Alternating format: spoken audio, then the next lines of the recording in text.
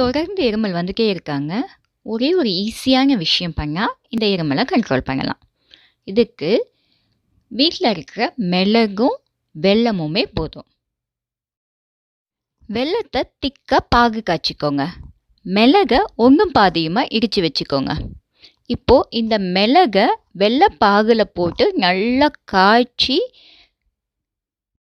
சின்ன சின்ன உருண்டைகளாக பிடிச்சி வச்சுக்கோங்க. உங்களுக்கு இருமல் வரும்போது இந்த ஒரு உருண்டை வாயில் போட்டிங்கன்னா இருமல் காணாமல் போயிடும்.